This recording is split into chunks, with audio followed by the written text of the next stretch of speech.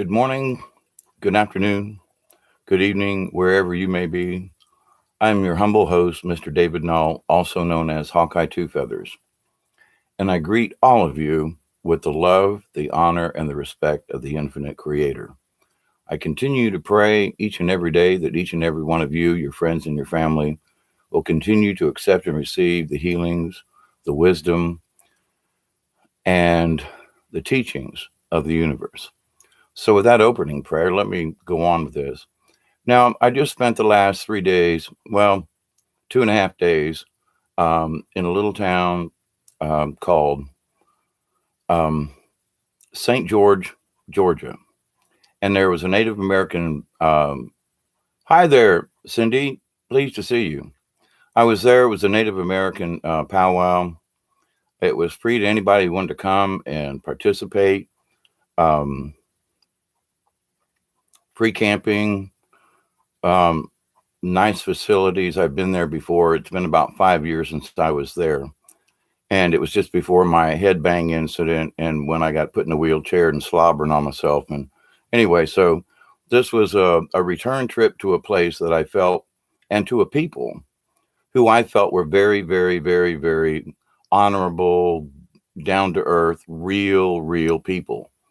Now, many of you have seen some of my videos, and I humorously discuss the League of Like Minded Beings. And I've kind of cobbled that together, but the more that I contemplate that idea, the more I meet people, the more I associate with folks. And I'm always watching for openings to say hi to folk and what's your opinions on certain stuff on the planet or the world or, just in general. And so I've been to many powwows over the years. I used to travel as a puppeteer and a storyteller, telling different Native American stories. By that's bothering me. I'm wearing this red bandana in honor of some of my brothers and sisters from the powwow, and also from my pops, whose picture's on the wall over here. It's just a little out of camera, but anyway. So somebody's like, "What's the red for?" Well, he had a favorite bandana like this, and I'm wearing that in honor of him. But so with that said, and I couldn't find my hair thingy to keep my hair from coming around my ears. So, anyway. But with that said, though, I know that powwows, there are a lot of good sacred folk that go there.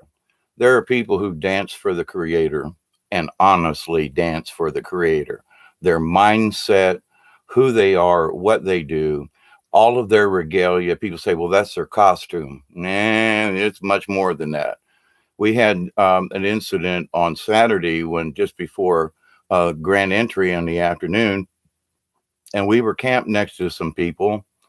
Lots of other folks were there, right? But they happened to have a young lady who was a jingle dancer. And when someone who doesn't understand native customs, they may come up and like grab their regalia. And to them, it's very sacred. And so it's like this person was, I got to go on. They touched my regalia. I need to be smudged.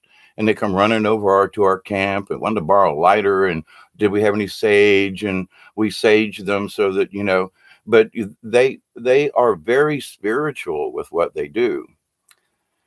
Now, I'm still trying to, my mind's still trying to look at the experience.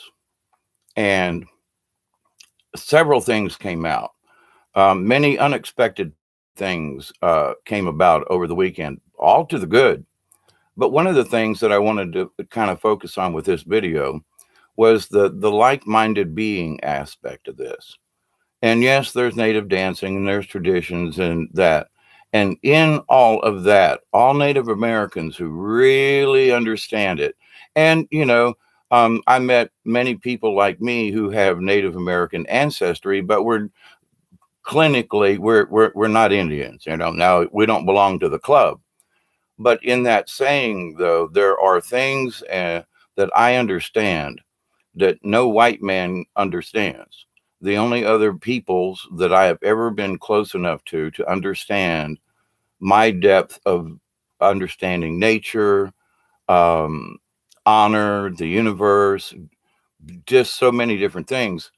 And the native peoples are the only folk who feel the way I have felt all of my life. So with that, I'm comfortable. It's like going home to family. Hey, Cherry, hello. Um, and so with that, there were people that I recognized, or at least I thought I did. And I always spoke like I was family. Like, it's been 5 years since I've been here, and I'm really glad to be back. It's good to see you all family again. And they just automatically treated me like family. Like, wow, it's been 5 years. Good to see you again. And I don't know if they actually remembered me. My hair is much longer because it's grown over the last 5 years. But here's the interesting thing.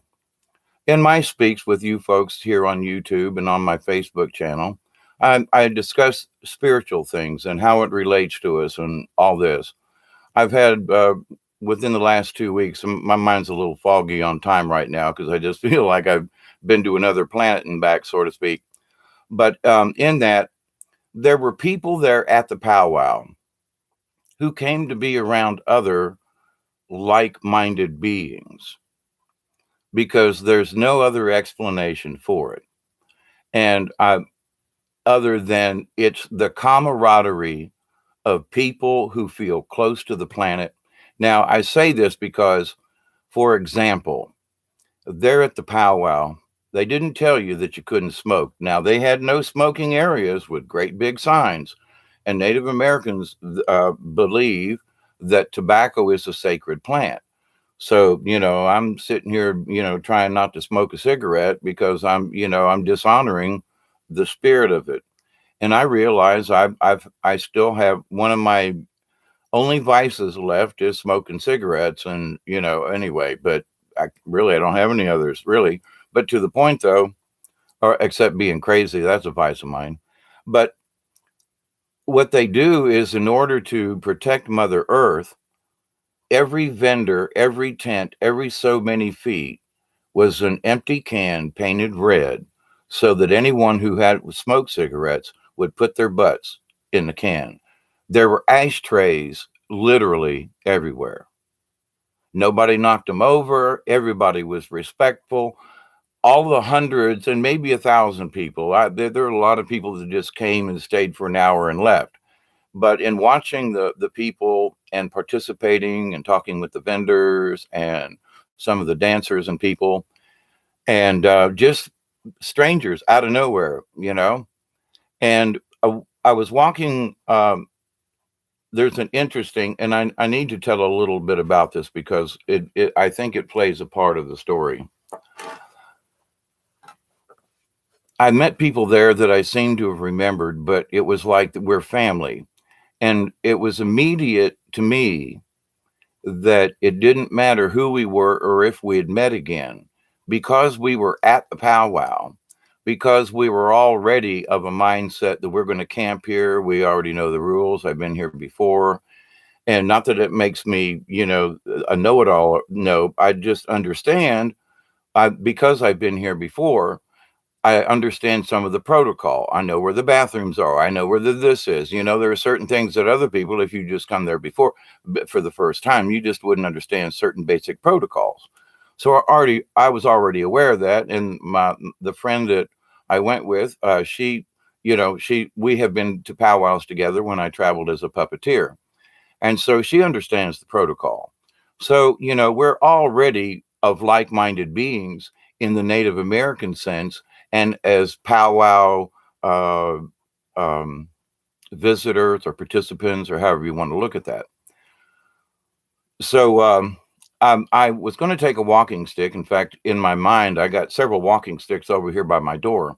And at times I'll work on them and do a little carving or strip the bark or whatever it is and clean them up and little, something to do. And I thought, well, maybe I can take a couple of these with me. Now, this was Friday before we left. Actually, this was like on Wednesday last week. And I thought, well, I'll take a couple of these. And if nothing else, maybe I'll just give them away or barter or something. I'll take a couple with me. Well, it ended up on Friday when we packed up and left. We got 20 miles down the road and I went, oh, crap, I didn't bring them. I brought knives and things and carving tools. I mean, I brought stuff to work on them, but no wood. So then I got this little angel message, if you will, that said, don't worry about it, Hawkeye. There's a staff, a walking stick waiting for you when you get there. And I'm like, okay, so, if you know me at all, and I haven't told near as many stories as when spirit tells me, go walk in the woods or go over here. I found feathers, deer antlers. I've found all kinds of things over my many years.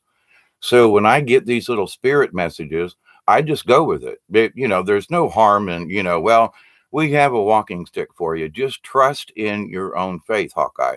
When you get there, don't worry about it. So we got there Friday afternoon and set up, and some wonderful people met us and helped us with setting up the tent. And I'd set up my tent where some folks said, yeah, it's okay to do. But then the vendors around there was like, nah, there's this guy over here. He's a real clown.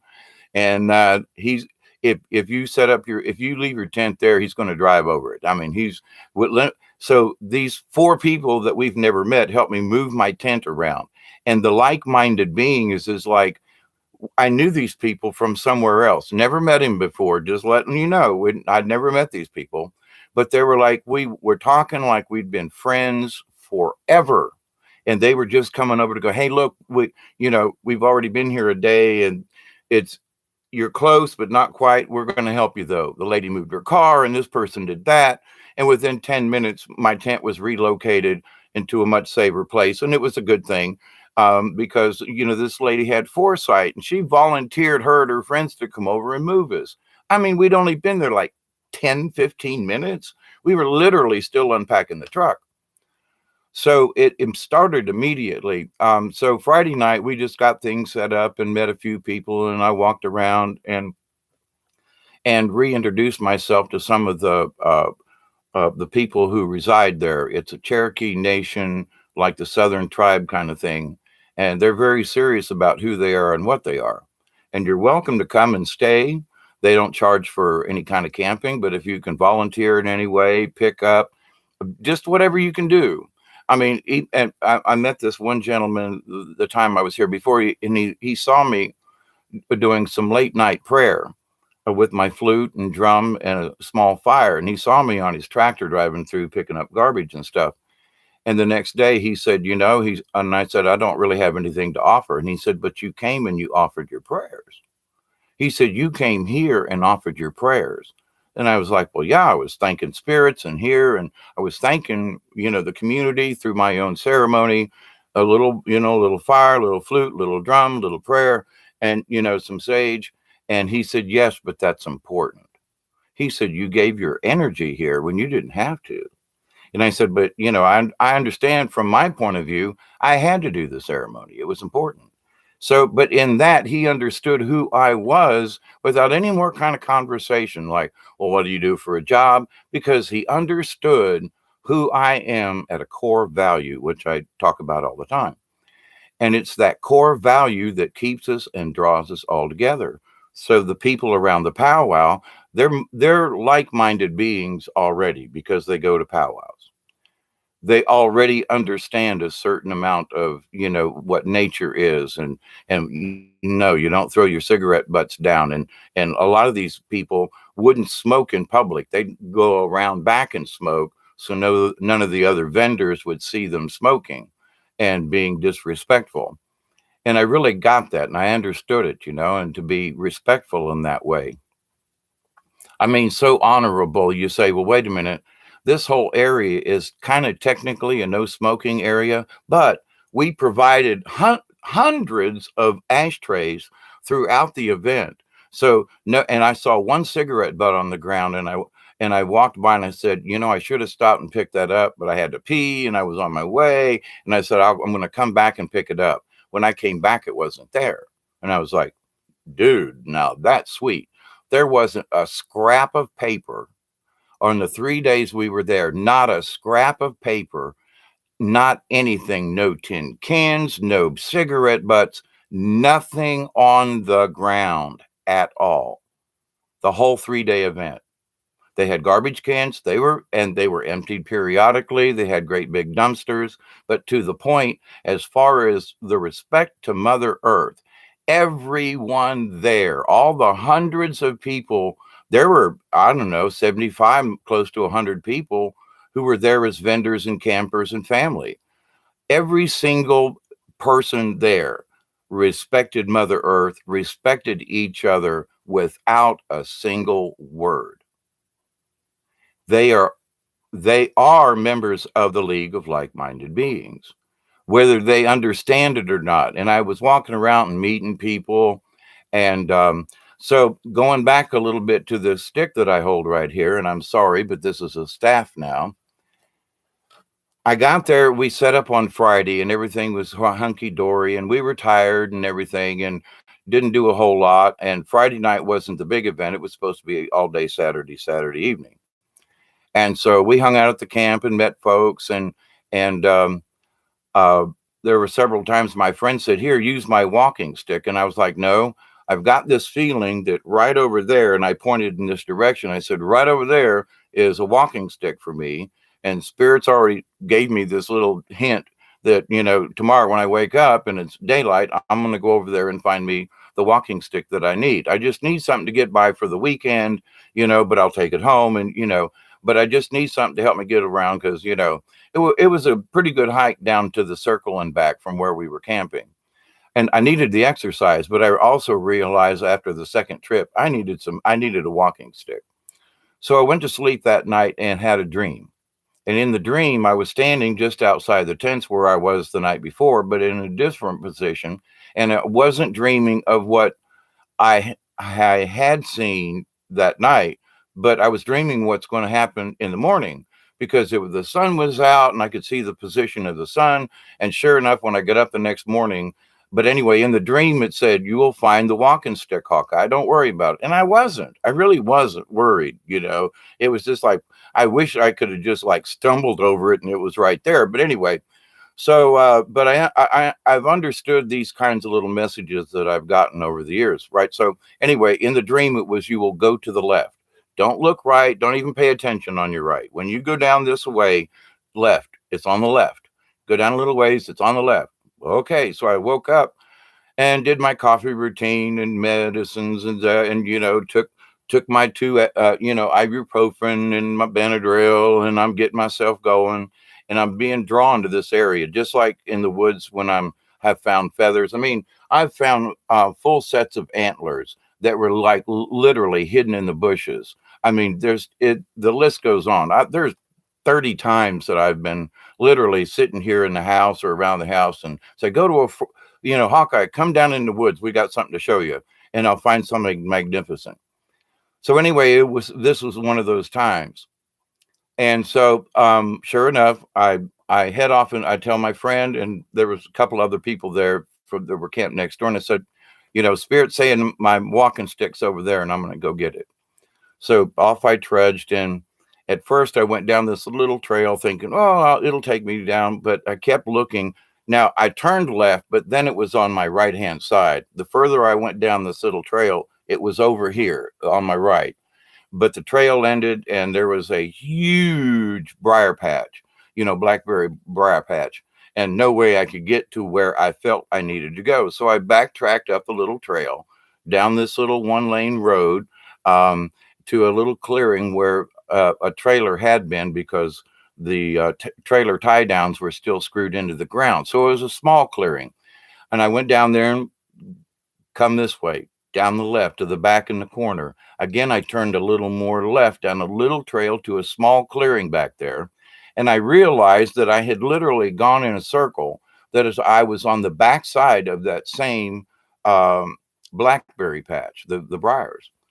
So I was like, "Well, now this is interesting." So I'm standing there looking at the briar patch, and then the energy is like, I'm over here.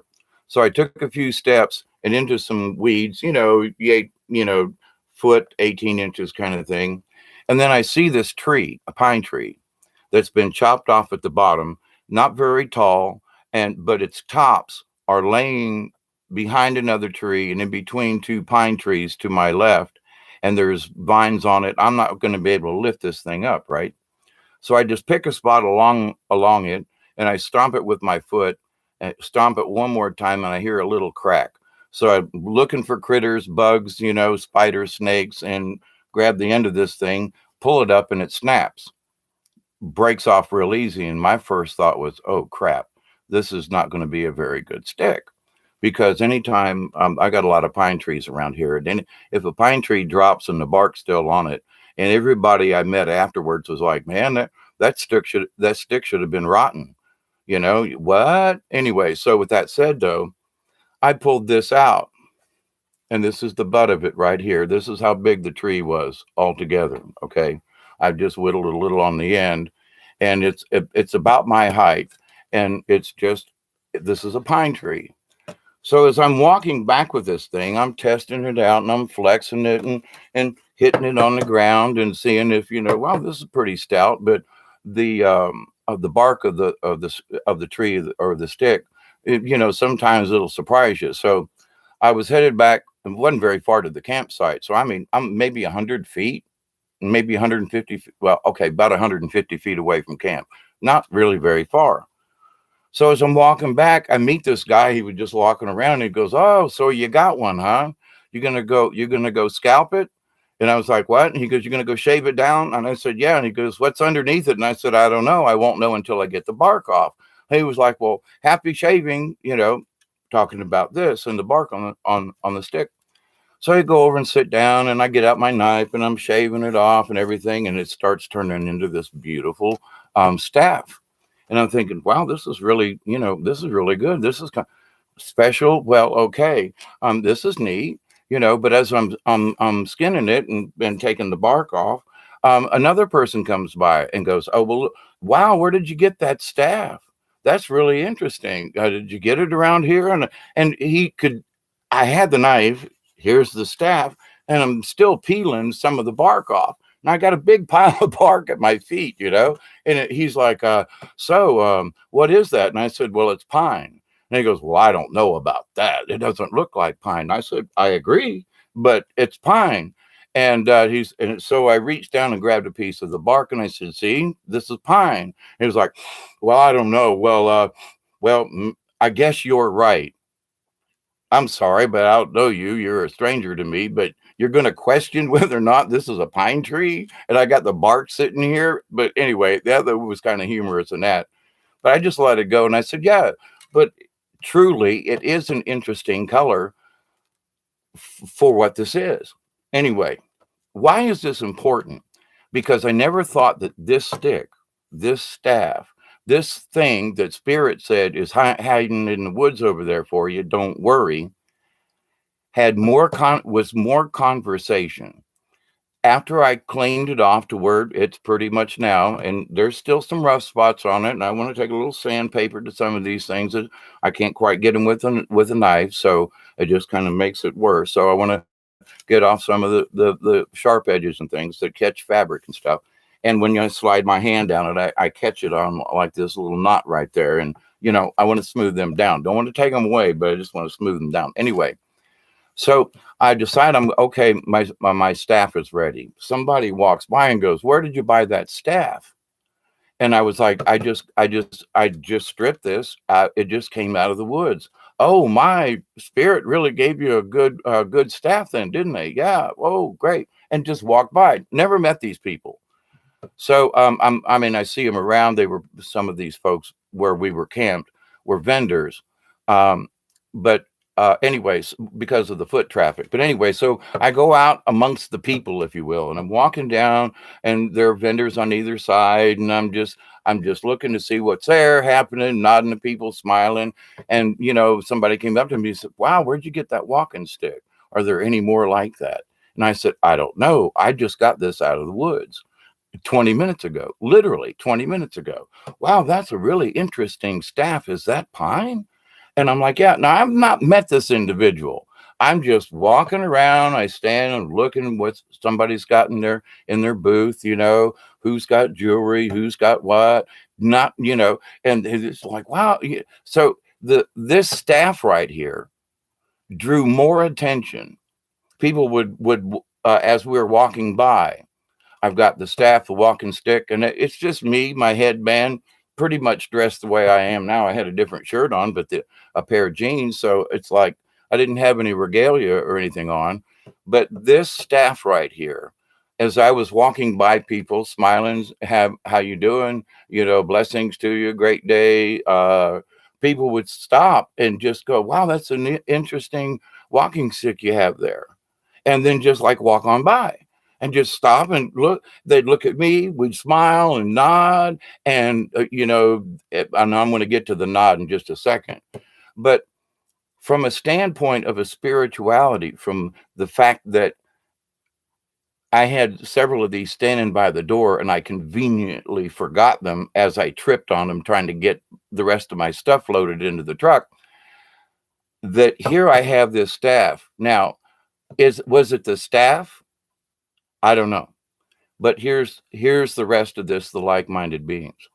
I'm walking with this staff now through the crowd of people, and I see people off in the distance, mostly gentlemen, but a couple of females. And they have staffs and they're walking. And one was an old hippie type like me, and I could tell that he just understood stuff. And from, I don't know, 25 feet away, our eyes met. I mean, no speech. Now, here's what I mean by like-minded beings. He walked towards me and I walked towards him. As I was walking towards him, I'm like, I know this guy, but I don't. But I'm going to shake hands with him. Don't know who he is, but I can tell by his countenance, by who he is, by his spirit, by his insides. And I can't even see his eyes yet, but I know he saw me. I saw him at the same time. We walked towards each other. We locked eyes. And as we did, we just kept smiling. And more, and my grin got bigger, his grin got bigger. We shook hands, said, have a blessed day, and walked on. But in that, I knew, he knew, we knew each other. And all we had to do was look in each other's eyes. And I literally stopped and turned around, and I didn't see the guy. Because I was like, me being me, I want to go back and have a conversation. We just walked up, locked eyes, literally changed our direction slightly so we could meet and shake hands. Interesting. He wanted to, I wanted to. No words were exchanged, but everything else was. So here's a like-minded being in a crowd, and we shake hands together without just peace be to you and have a nice day, brother. That's it. But we already knew in our hearts. It's so odd that I'm trying to explain this, but it was so real and so matter of fact. And 5 minutes later, I walked a little further down. There was a black gentleman, a handsome older black gentleman, and we caught each other's eyes. He literally was walking, not necessarily away from me, but our trajectories were different.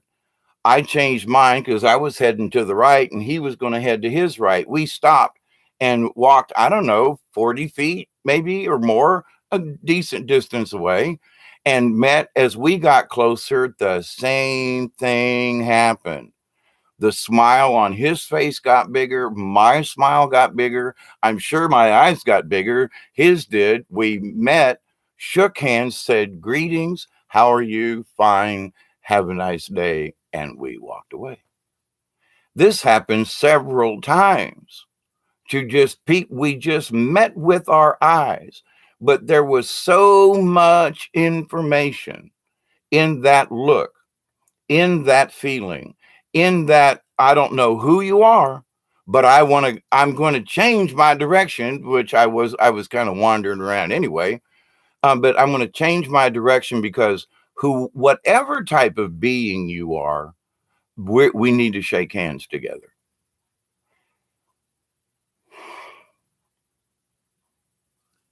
And I'm still sitting here after the fact. That was Saturday. This is Monday. And I'm still sitting here going, I tried to go back and find the black man just because I wanted to go up and go, we shook hands earlier. And I was going, my name's Hawkeye. What's yours? Where are you from? How are you? Blah, blah, blah. Just something. And I couldn't find him either. Now, they may have just come, walked through, and that when I when I had finished with my walking stick, that I had just happened to be there at that particular time. And there was another gentleman further around, and there was a circle. There was a circle of vendors around the circle where the dancing and the drumming was. And so, and I met someone else like that. Now, there were lots of people who, as I walked around, we didn't stop and shake hands, but there was a distinct smile to both of us. We nodded like, yep, hi, how are you? I see you over there. Now that happened 20 times, but physically there were 3, maybe 4 times when I know it was at least 3. I was meeting different people. Everybody a stranger, but no one was a stranger. Everybody there, I don't believe I've ever met. There were a lot of folks, and that I'm just still trying to figure this one out. There were a lot of folks that looked dang familiar, but the bottom line of it all was, all we had to do, we looked at each other, something connected simply in looking in that exchange. Now, I did a video about the quantum and what the quantum and the energies out in the universe and so forth. And it's like, my preaching is that when you have your core value and you stay in tune with your own spirit guide, then these other things can occur. We're all a part of this quantum. We're all a part of the universe, our spirits. So and now it's been a while since I've been to a powwow, so I've not been able to experience these last few years of my own understanding more of the universe and so forth. And so it's always been there, and wanting to go to this powwow, I knew I was going to be around like-minded beings, but to the extent that it happened on Saturday, Friday, and a little bit yesterday, we met some other folks who, it's just that, when you hear about that the world is a calamity, we all hate each other. We're all against each other. Everything is this. Nobody likes the next guy. And then I'm around folks like this, and I go, there is still humanity on this planet. I'm now, for those of you who've been around with me for the last couple of years, and I've admitted it, 3 years ago, I was like, with humanity, forget it. We're lost. There's no salvation in this. But I've realized, especially in this last year, that wait a minute, we do have a chance. We're only focused on the fear porn. We're only focused on what these other people tell us. But when we actually go out and interact with other like-minded beings, like at this powwow, I met so many people that I didn't have to talk to, and I don't think they had to talk to me. It was the look, it was the feeling that we exchanged. It was, they got a walking stick, I got a walking stick. They're at a powwow, I'm at a powwow. We're all being respectful to everything around us. I'm being respectful. So we're already in the league of like-minded beings because we're at a similar event. Now, does that, my thought would say, well, does the powwows promulgate it? Do the powwows promote this? Not outwardly, but I've always known that powwows, there are come the people go and they look and they're dancing and they clap and they take pictures but then there are the people there. Then there are, when I've sat down with other folks who were, how sacred the drum is, and the fact that they fasted for a day before they drummed, and all the prayers they said with their drum, and the sacred herbs they put under the drum, and just so much detail that people who just walk in and go, oh, look, a powwow, a bunch of Indians dancing around in costumes. Man, it's so much more than that. But unless you understand the underlying culture, it is so valuable. It is so respectful, honorable.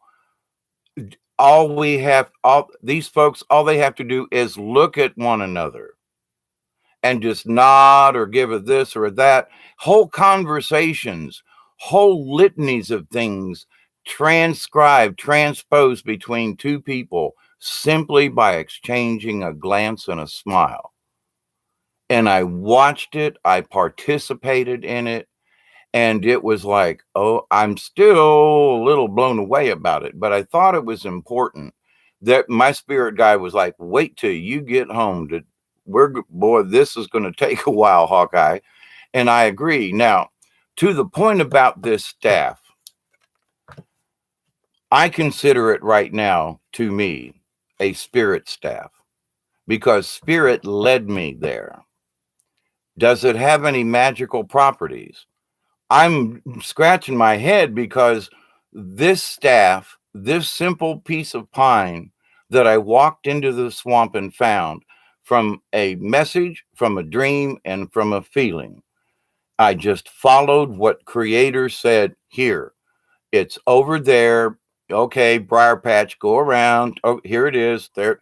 And this is what I have. But the amount of conversation with perfect total strangers that this staff right here generated on Saturday, the amount of communication, the amount of interaction between people, simply because I had this wonderful piece of pine wood. Nothing else. It wasn't me. I walked around without it. Nobody stopped me. When when I started walking with this, people stopped. We had conversation. I'm still the same person. Is it the stick? I'm sorry, it's not a stick. But to folks who don't understand the magic of nature, the infinite magic with a JIK is how I spell it. The magic of nature, the magic of the universe. So, did this piece of wood sing to me 170 miles away? Did this piece of wood connect with me through the ether and said, Hawkeye, you're come find me. I need to be rescued. I need for you to come get me. Bring your shaman ass over here and get me out of the woods. I mean, because within 20 minutes of leaving here, I was like, well, I got this little angel, my little spiritual message. It said, don't worry, there's one over there waiting on you. Okay, so the next hour and a half, nope, what about this? I said, Creator's got one for me. And if I follow the simple directions, I've very few times in 50, 75, 100 times of, try right over here. We got a present for you. It's almost always right. I've found feathers and antlers and just stuff. Just amazing. People, here, take this staff right here and walk this way. And then all of a sudden you bump into someone that it's like, what? I met some people, for example, from Tampa, and I've talked about that. I grew up 9 blocks from Busch Gardens. And when we opened up our picture window, we could see the Anheuser-Busch sign there. When they put the escalator on the side of the building, the little observation tower was like pointed right at our house. Now, we used to go there as kids and sneak into Busch Gardens with other families and then go ride the escalator and go try to find our house from the top of the Anheuser-Busch building. But anyway, this gentleman and his wife knew exactly where I lived. He worked at the brewery around the same time I actually worked the parking lot one season for Busch Gardens. He worked for the brewery. But the thing is that we exchanged discussions. We talked about how much Tampa changed, how much the environment changed around there, and how much they hate it down there and can't stand to be around where they lived, grew up, had their jobs, their careers, and they hate it. They're like, you were so lucky, Hawkeye, to not stay there. And I was like, but maybe I was like, no, it's really bad. And I knew back then, so I was following Spirit because Spirit said, go to Georgia. We got a place for you. Here I am on my land. But so when I've listened to my spirit guide, there's been times where, you run into a briar patch, like in looking for this staff. but maybe there's a trail around it. Maybe you want to go over there, but sometimes you have to get there in a roundabout way. And I think that is a very important lesson in life. There are people who try to trudge through a briar patch when maybe they just need to go around the edge of it. Keep an eye on the briar patch, because what you want is just on the other side of it. But maybe, it may be an indirect way, but you're not going to get yourself scratched, beat up.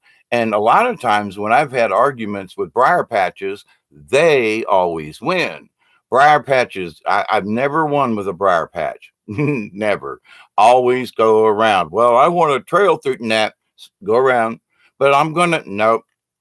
So, argue with a briar patch. But many of us in life, we have briar patches that we encounter on our road to wherever we're going.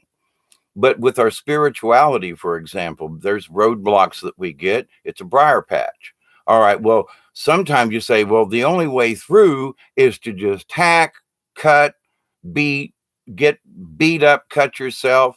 And briar patch, I've been, scratched a bunch of times with briars, and they can get infected, hurt, and it's nasty.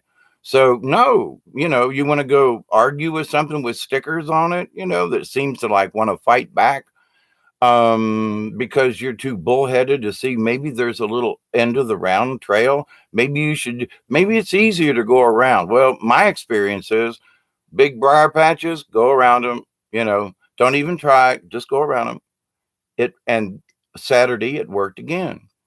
And so now I have this staff. Now, I'm not going to try to bushwhack you, bushwall you, or whatever about this is a magical piece of wood.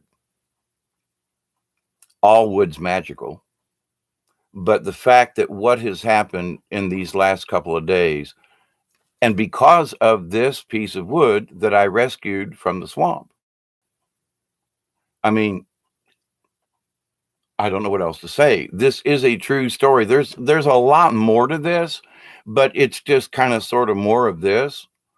In talking with somebody else, I was talking with, and I'll kind of wrap it up with this little bit of the story. But as I was going around the circle, through the vendors and talking to different people and meeting people and just, having conversation, these gentlemen built Native American flutes, and we were talking about woods and things.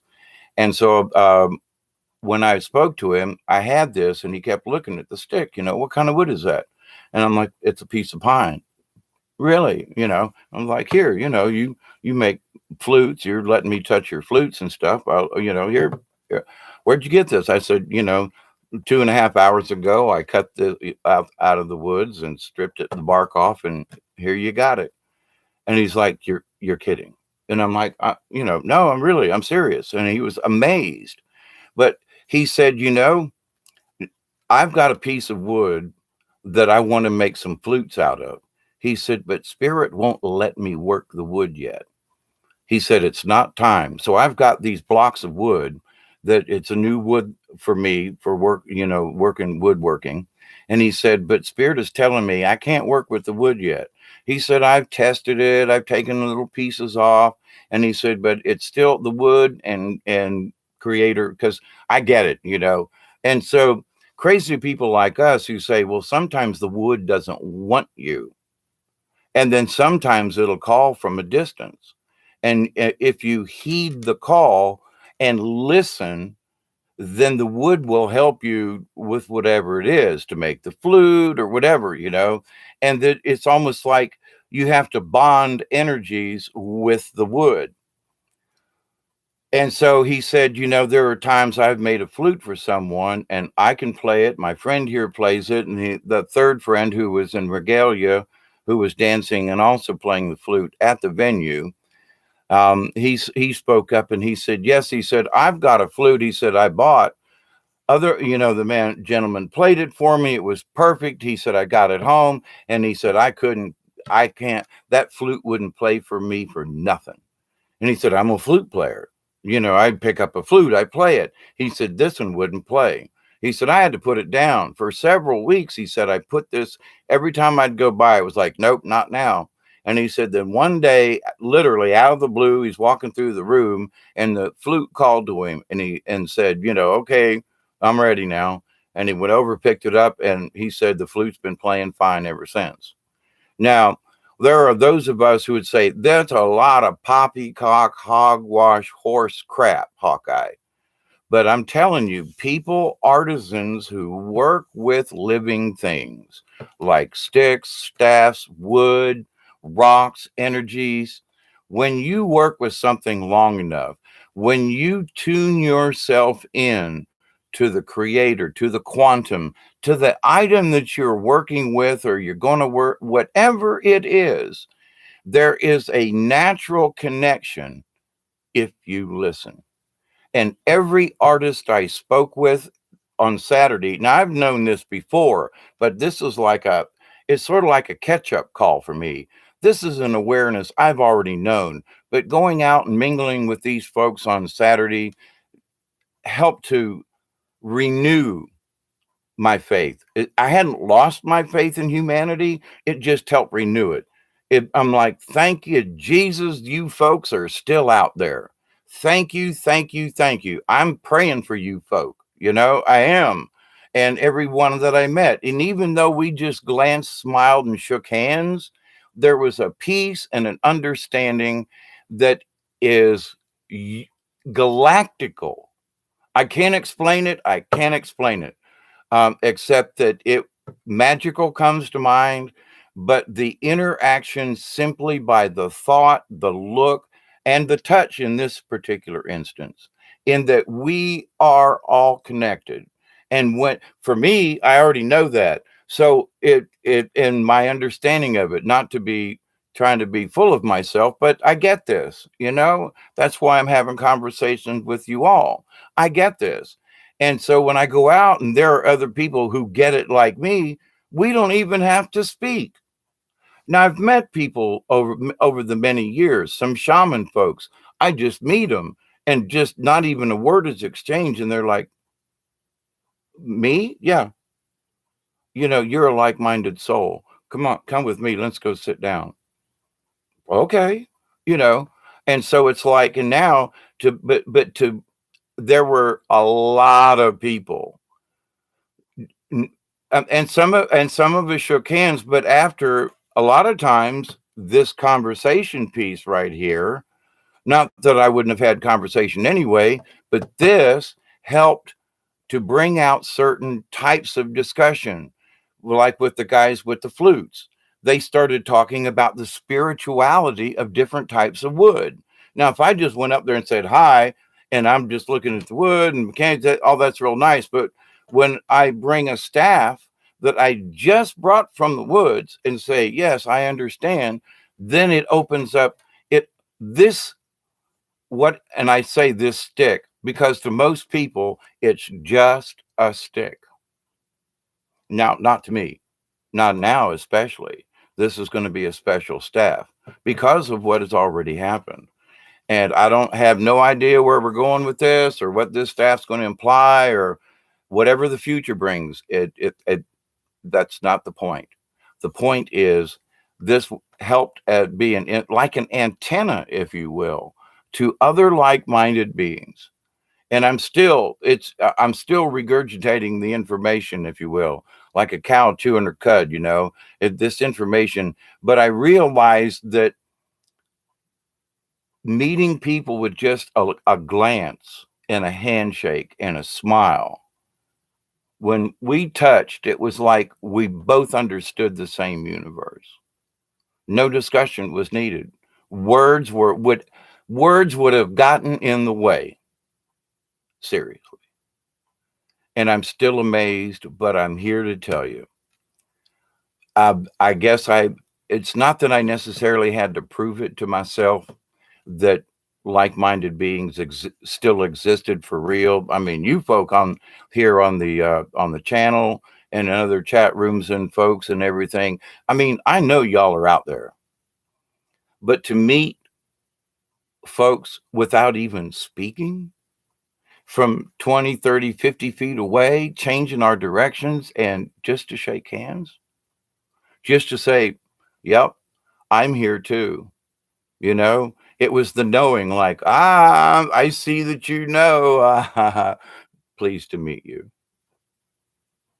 pleased to meet you. You're another you're another being. You're another part of this, the League of Like-Minded Beings. And they're not even aware that they are. I've started this conversation with this YouTube channel, and that, it sort of as a joke, but not. But for every person I met who were in tune, if you will, I understood without words, without going into it. You're a member of the League. You're a member like the rest of us. You're a sleeper agent. You may not be online, but you are a member. There are people who they watch TV once or twice a month or something.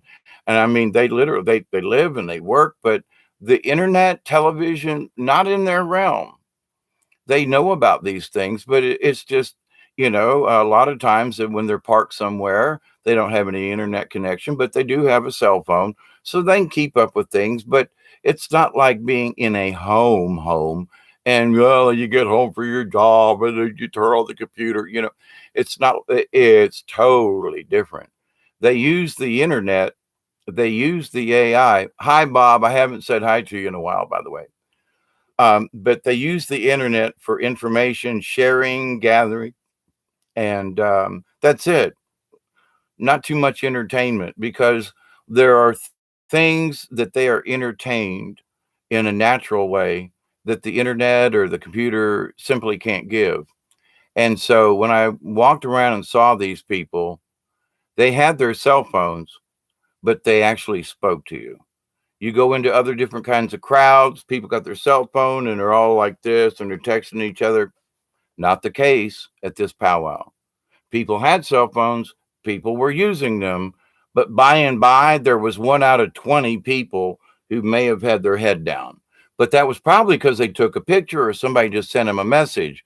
But sitting around and just being on their cell phone, that just didn't exist. Not at this powwow.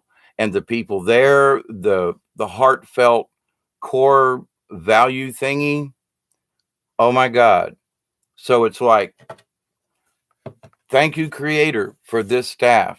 Thank you to this piece of wood for all the wonderful conversations and the wonderful people that I've met through this spirit talking stick, through this, I'm sorry, staff. It's not a stick, it's a staff. Yes, I'm sorry. But to the point, though, my energies, I'm going to do a special ceremony for this staff. I brought some of the bark back and some of the shavings. I've got a new supply of sage now. And there's going to be some other things I'm going to be discussing about this powwow. But I wanted to bring this information in that if you think that we're alone on this planet, sometimes all we have to do is just exchange a glance with another being, and we're in the same universe. It's an understanding. It's getting kind of dark. I'll flip on the light. It's an understanding that it's like, listen here. There really are still real people out there. There still really is a true human nature. For an example, I wanted to purchase, and I did, some lapis lazuli. I've got this necklace on, and that's made out of lapis and malachite and like little silver things in between. And I was been instructed to get lapis for healing and so forth. And I've had 3 operations on my neck, and I put this thing on, and it's like a vast improvement. I felt a ring of coolness around my neck when I put it on. But so I was looking at this piece of jewelry for my friend. I really owe her so much over the years, and I had enough money saved up that I wanted to support the vendors who were there.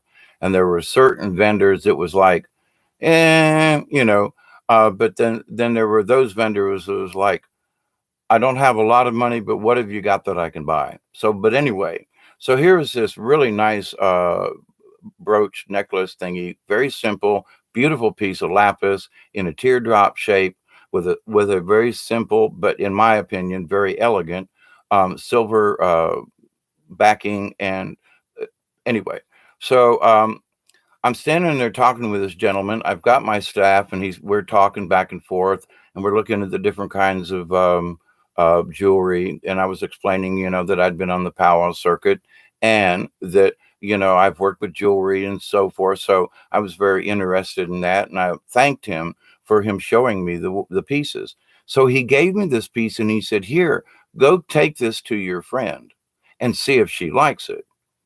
And I was like, "Well, how much?" And he goes, "Here, just take this and go see." Wait a minute. I've met this guy for maybe 10 minutes now, at least five. Okay, 5 whole minutes. He's going to give me a $40 piece of jewelry and say, "Walk away from my booth." And what? So the trust that's instilled with people for someone to say, "I trust you enough. Here's something. Go take this down." It was achieved in 5 minutes or less. I mean, I've known people that I traveled with on the powwow who wouldn't have given me a piece of jewelry to go show to someone. They would have said, "Oh, bring them by." So my point to this is that there are folks out there who are genuinely real people. And I am so glad I got to literally go shake hands with these people, rub elbows, and share physical time with them, because they are also members of the League of Like-Minded Beings. There are so many of us out there that are members of this group who don't even we understand, but we don't. It's like the smile and all of that information in a smile and a handshake. If folks want to say, "Well, humanity's dead on this planet," I wish to disagree. So I do continue to pray for each and every one of you. Now I'm gonna flip through some of your the chat room here. Very trusting, yeah.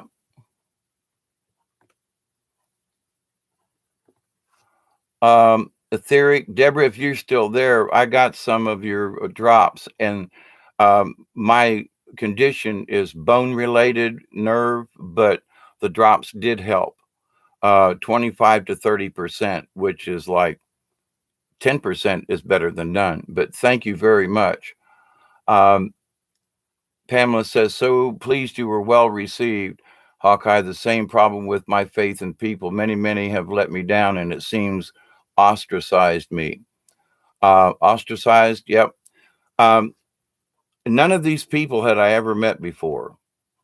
And I wasn't like trying to preach or nothing. I was just there walking as one human being to another, and people were coming up to me for like no reason. And I was like, "This is interesting," and the smiles and the greetings and the help and the like, okie dokie. So I guess now I do my best to not look and say, "Well, maybe they saw something special in me." I don't even want to go there. I don't even, not on my agenda. But at the same point, I have to ask the question if I'm going to, have a good conversation. It's like, okay, so why did they want to speak to me? Why? What lured them? What prompted them to cross over and come shake hands with me? So it's like I'm looking at it from my point of view. Wow, there was something in them, and I just wanted to go over and shake their hand. But I don't know what they were thinking. But obviously, they were thinking about the same thing, because we met and did that. So it's like, so did I consider them special? I just noticed. Maybe I guess so. I was having trouble trying to title this video, because it's like I have met other shamans. And it's like, well, wait a minute. I can't really say if those folks were shamans, but their core energy. I mean, I'm here to tell you, I just knew that I could trust either one of those two people that are really sticking out in my mind right now. The other person, but anyway, that I could trust them with anything, and it would be okay. So, oh, holy crap, I just You both recognize the spark. Absolutely, Cindy. And I mean, from a long way away, I mean, 50, 75 feet. It wasn't like we were like really close. No, I mean, this person was like over by the concession stand and we saw each other. And so, yeah, and I'm saying that because I'm finding it that it's remarkable to me that it happened. Um, Thank you, Deborah Tucker. Um, Pamela says, that's why I love you. You don't judge me harshly. I don't judge anybody harshly. It's it's up to you to be the judgment in that. But the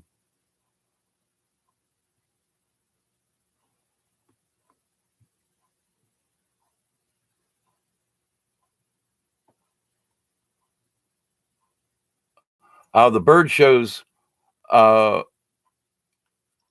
Oh, Cindy, you knew about the bird shows there at Busch Gardens? Absolutely. In fact, the gentleman that I spoke with, him and his wife, we were talking about the parrot shows and so forth, and that was the big draw. And on Sundays after church, we'd go to, and I mean, we live 9 blocks away, but Sundays after church, we'd go down and walk through the gardens. It was beautiful, and free. But anyway, and watch the bird shows. Okay, backing up. Thank you, Pamela, Cindy, Cherry, especially. A staff helps to keep your spine straighter. Yes, it does that too, and helps me keep my balance at times as well. And Breaking Dawn, yeah, carving tools. Hello, hello, hello.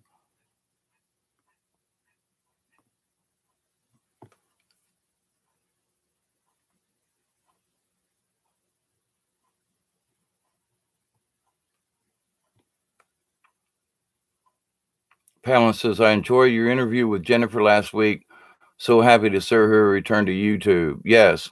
I didn't know her before, but I I continue to send, well, anybody that needs energy, and trying to come back from whatever, and you've heard my conversations. I was in a wheelchair and drooling, and couldn't walk. I I don't necessarily have trouble driving right now, but I walked around over the weekend. I participated. I camped out. Slept. Got up from the ground to have to pee, which for an old man is like, oh my God, you have to learn how to get up from the ground again. And some simple things that were like, how did I forget this in the first place? I mean, how do I forget how to get up off the ground? Because I'm sitting in a chair most of the time because I have trouble getting up off the ground. And now I'm learning maybe I should sit on the ground more, just, well, I know it's hard to get up, but if you practice getting up and down, and it ain't that bad, anyway. But to the point though, yeah, we probably crossed paths, Cindy, may have well. Um, but the idea that, like to meet people, I mean, they literally knew the street I lived on. Yeah, that's that little street between 21st and 22nd. Yeah, down on Annie Street. Yeah, we didn't know you lived there, but yeah, because we used to drive down. Oh my gosh, to meet people all those years later at a powwow in Georgia who literally they grew up in the same neighborhood you did. It's just amazing. The world is such a small place, but it isn't, and the connections, like chatting with those folks in the neighborhood and the gardens and stuff like that. It was like, man, there are so very few people that I can talk about what happened 55 years ago and them know what I'm talking about. They'd be like, well, that's nice, Dave, okay. No, but when people were there and experienced it and, you know, and then to say, you know what, those were really happy, simple times. What happened? Those were such happy, simple times. What happened to us? You know? Oh, they put in a roller coaster instead of the gardens. What? Oh, yeah, but the gardens weren't making any money, but a roller coaster did. So there you go. Where does our brains go from here? I'm going to wrap this up. It's been an hour. I want to thank you all for participating with me and for always hanging out. My continued prayers to each and every one of you. Um, Yes, you helped me return and gave me confidence. Um, you're absolute. Thank you. Thank you. My intention is to help and be help to everyone. My continued prayer at the powwow, I did silent prayers. I danced from a distance. I spoke and rubbed elbows with as many people that I could to say, let's continue our prayer for peace upon this earth. And even some of the quote non-vendors or people that were just visiting, even several of those people that I brushed into or had conversation in somebody's booth or something, I could tell that there are a lot of us like-minded beings out there, but we don't know what to do. In other words, well, we know these there are other people out there. We have to live with the rest of the crazies in the world, but we know we are still out there. Not that we are special, but that we just understand something very basic. And my point about the Native Americans is that when they're born, it's like it's inbred right in them. And I think because of the Native American heritage in my own family that they don't want to talk about, but that it was inbred into me because there are things that only the Native American traditions, peoples, folks make any sense to me other than some of the Buddhist traditions. But I just know I know that Buddha and the traditions are similar in many ways to Native American traditions. So it's like there's a big corollary and a correlation and a connection. Three C's in a row. How about that? Um, but that we're all connected in the quantum and in the great IA in the sky. Oh, and to kind of since you folks are still here, I don't think that these people that I met over the weekend are being controlled by AI. Now, I'm going to do a separate video on this because what they do and how they do it and what they do, they use AI, like I've said, use it, but, stay out of it.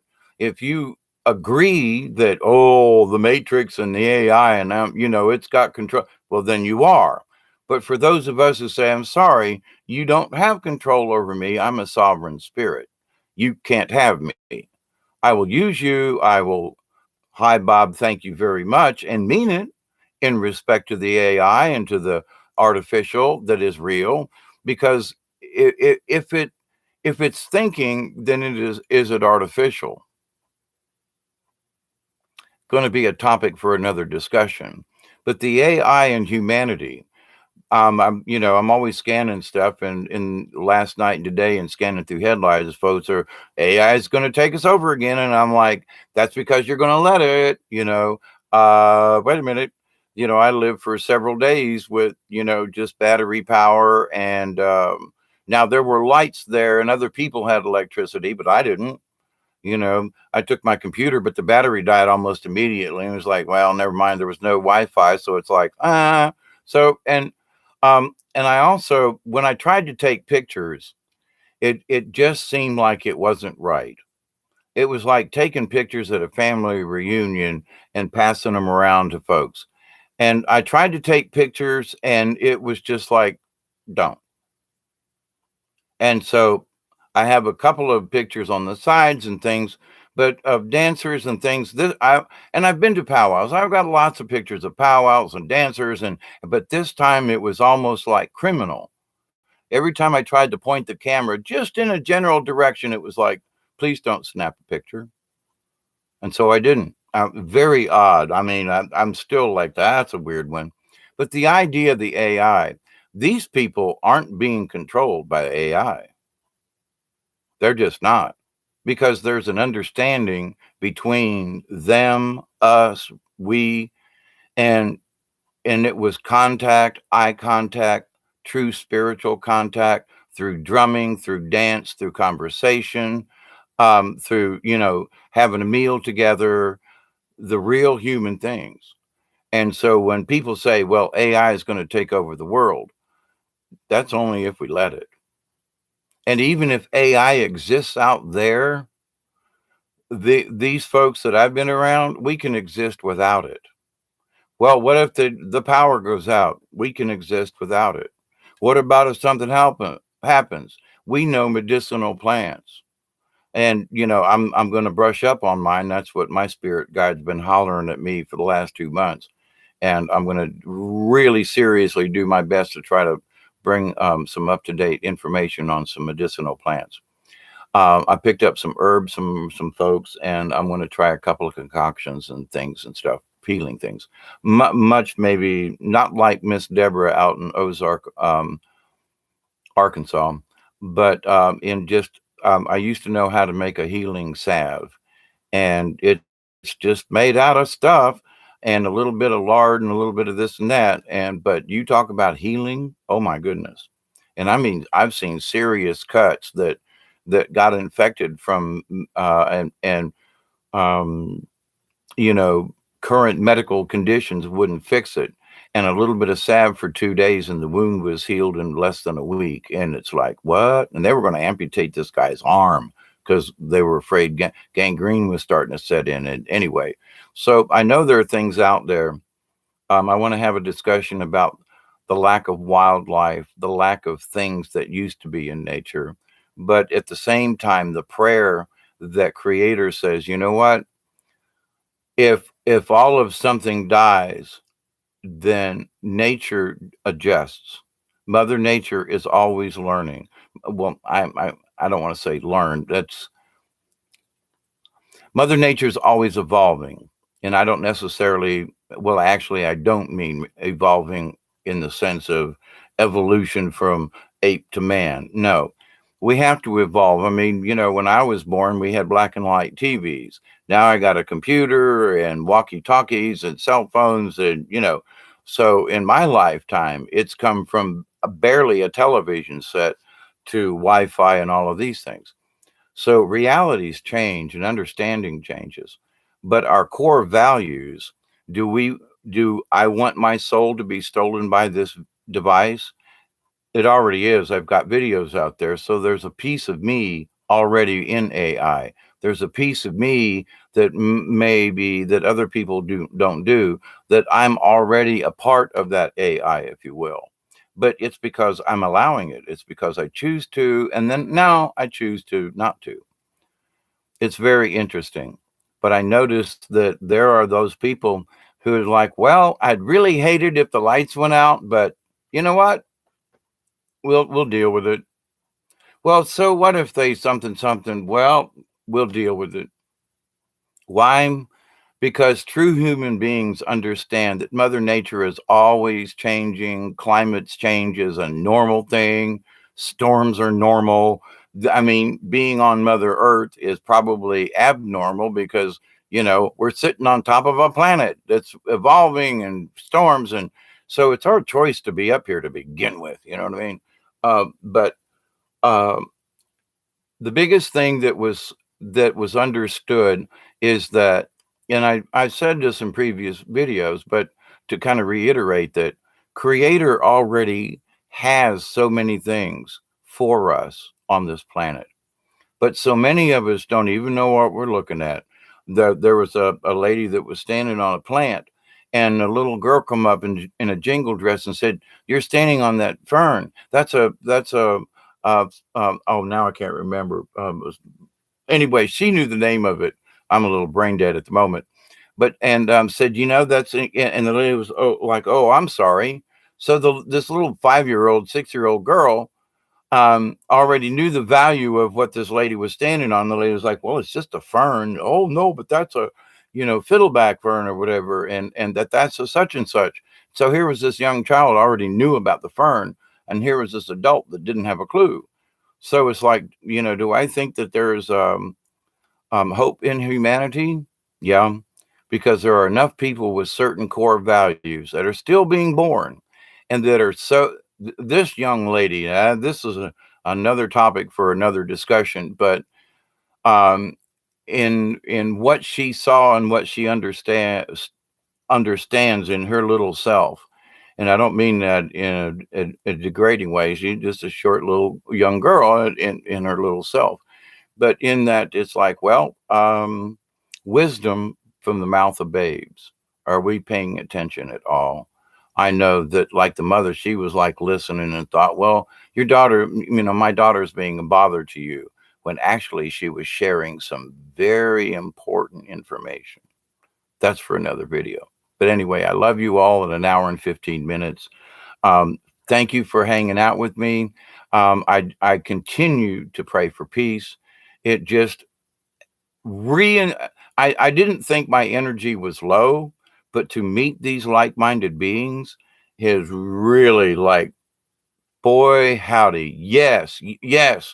It's like an affirmation. Yes, I knew you folk were out here. Yes, I knew I didn't even have to speak to you. All I had to do was just smile. And yes, I know it's out there. Yes, I know you people are there. Yeah, there are a lot of crumb bums, but there are a lot of us out there, you and me. They're not everywhere. They're silent, they're quiet, but we're there. And it's important that each of us understand. And that was one reason why I became a prayer warrior. It was like, I don't need to be seen. People don't have to watch me do my prayer. It doesn't matter. It's the fact that I'm doing it, and I'm doing it with respect and honor and with positive intent to the universe. And so I've met folks like me before, but it's like, oh my God. So this time out, I guess it's been because it's been so many years that I have kind of been hermetized and stuck here at the house. But I just want to say that I know you folk are out there. I continue to pray. I will continue to pray. I will continue to pray that, will it get better? Let's just pray it don't get worse. Let's pray that, well, we've had enough, but you know what? I can still get by. Let's not make it worse. Let's just see if we can't, bring some of us back into the fold one at a time. Like, hey, do you really need to think like this? Hey, why are you getting upset over that? Let's sit down. Let's chill. However we do it, whatever we do, we can bring folks back into the fold of just being who they really are anyway. We have to remind them. And this was an absolute wonderful reminder that, yes, there are still a bunch of folks out there that are constantly praying. They're dancing, they're drumming. These folks ain't giving up, and neither am I. And I hope that neither do you. When we seek a better future, it will present itself. We might have to go a long way around a big ass briar patch, but maybe our answer's on the other side of that briar patch. Do we have to go through the briar patch, or can we find a trail around it? Do we have to fight it, or should we go, well, that's a big ass, um, mess in there. Well, I'm going to go around the edge over here. We can still reach the goal. We can still be who we are without getting all cut up and beat up and scratched and killed and whatever. Um, we can agree on the surface, like everybody there. We all had to go by the laws of the speed limit, and we had to all do certain things that are just expected of us as human beings. But the idea that there were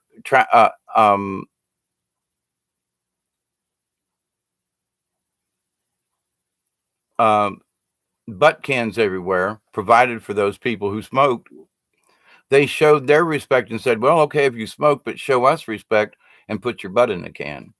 I'm still marveling at how there was nothing on the ground but what was natural.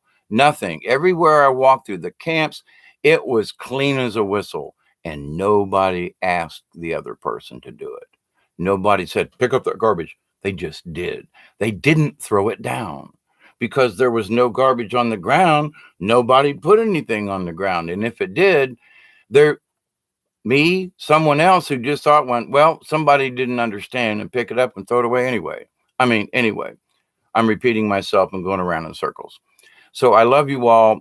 You can probably tell that I am excited, and that it just helped me so much to meet people physically like you, I would love, I know we're all over the world, but just wouldn't it be cool if we could at some point, magically like, hey, let's just all get together and have our own little powwow or something or whatever it is. And just do a campfire and talk crap to it with each other.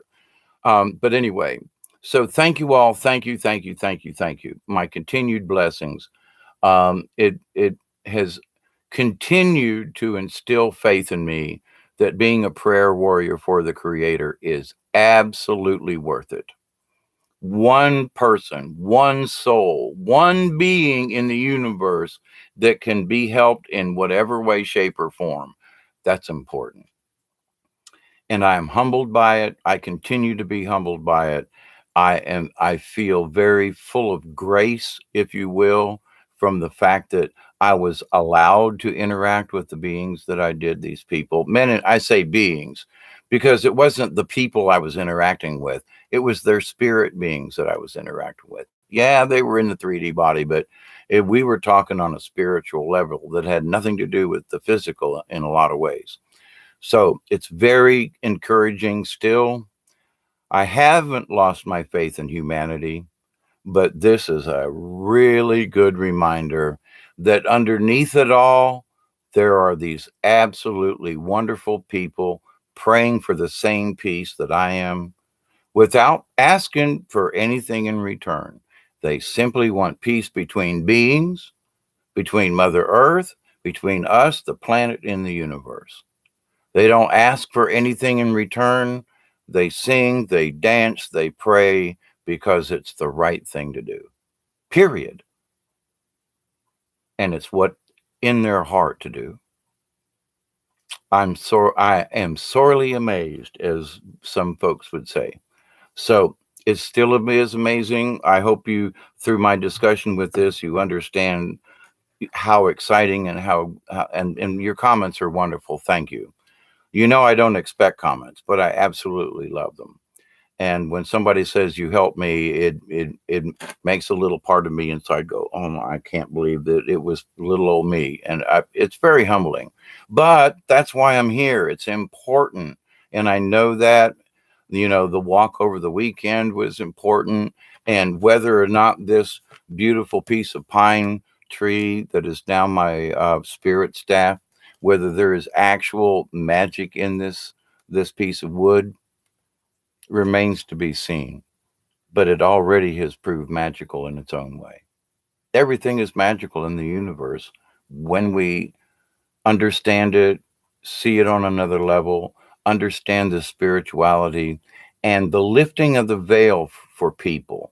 That, you know what, I mean, these guys who made flutes, they're pretty much white guys, and they like in Native American traditions and so forth, but they're not into the dancing and the thingy, but they love it and they participate. But what's important is, quote, these two white guys understand the native spirit of things, and they can't find it anywhere else either. So they're although they don't discuss it, they realize that they get fulfillment simply by going to the powwows and hanging out with people of like-minded beings to share that like-minded energy. Because when I went back to the guy with the flutes, he was like, man, I just want to tell you, I went back to thank him for the conversation. He goes, no, no, no, I'm glad you stopped by. He goes, there are so many people that come by that don't care about the mechanics of the wood or how you put it together. And he said, I just absolutely love chatting with you. And we talked for another 20 minutes. And so it's like, so there are so many things and oh, since you all are still here, I'll tag this. Many years ago, when my father was dying, passed away in 1999, just before the 2000 thing. He was in Tampa General Hospital in Tampa, and I met this gentleman by the name of Doc Green. Wears sort of like a cowboy hat with a feather in it, and he goes around and volunteers, and he goes into rooms and he plays the flutes. So I met him, asked him, would you play for my father? He's in intensive care, been in a coma for, 6 weeks. But I know he'll hear it. So I met him several times in the hospital when I was down visiting. I was working up here, so I'd go down for a weekend and then come back and work for 2 weeks, and I'd go back down or whatever it was. Anyway, so I asked Doc. I said, "Listen," I said, "you've given a great gift of flute for my father. What would you like that I may be able to give you?" And he said, "Well, I've always, I said, "Do you like crystals?" "Oh yeah, I would love to have a crystal from North Carolina." And I said, "Well, I've just happened to go to North Carolina a lot, and I've got crystals. I'll bring you one." So 2 weeks later, he's kind of sort of forgot, but I haven't. So I come home and I meditate and I find several crystals and narrow it down. And I literally ask him, you know, um, I'm asking one of you. I've met this guy, Doc Green, and I want to take you to him. Who wants to go? So I narrowed it down to five, and then it was three, and then one spoke up and said me. And then so I focused and I smudged it and I prayed with it and meditated. And then the next time I went down, I took the crystal with me. So I get to Tampa late, and it's like late. So, but I know that I can get in and see Pops, for a few minutes, and I've come in drive, late at night, and I got down here. As I go in the hospital, there's nobody there. I bump into, guess who? Doc, all by himself. He was held up at something and was late coming out of the hospital. But of all the people for me to bump into at that instant, at that time, Doc Green. So I say, "Oh, hi, how you are? Your father is, yes, yes, okay." And I said, "Okay," and he had his flute in his hand. I said, "Okay, close your eyes and hold out your other hand." "Why? Come on, trust me." So I dropped this crystal in his hand, and he went, "Oh my," he opened it, he said, "Oh my God, this is from North Carolina, isn't it?" And I said, "I'm pretty sure if it isn't from North Carolina, it's from North Georgia, but yeah, it's from up in there." Oh my God, I can't believe you brought this to me. What do you want?" And I said, "Nothing. You've already given it. This is my gift back to you, is this crystal." So, "Oh, thank you, thank you." He had to go. I wanted to go see Pops. We parted. Now, I think I saw him one other time. Now, here's the thing. That was in 1999. In 2004, I'm doing a powwow in Tullahoma, Tennessee. I'm talking to this guy who does flutes and stuff, and I said, I said, the strangest thing, I said, I met this guy down there, and and I told him this little story, and the guy, he looks at me and he goes, "Are you the crystal guy?"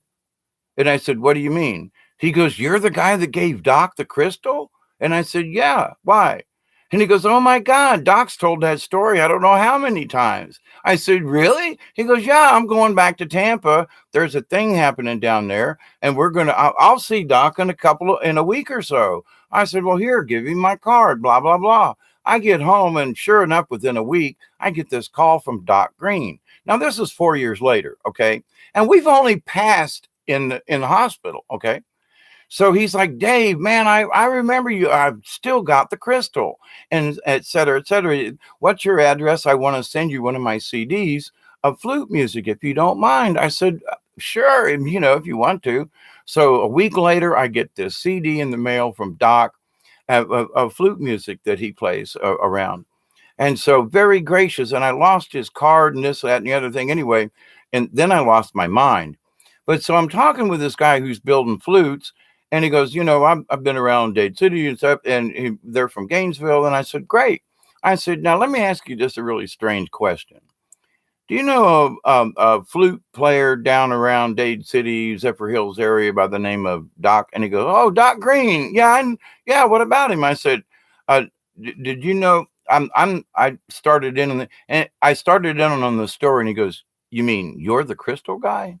So through 20 years, this is 2019. This has been 20 years, and all we did was meet, and he played the flute. I brought him a crystal. We prayed for each other.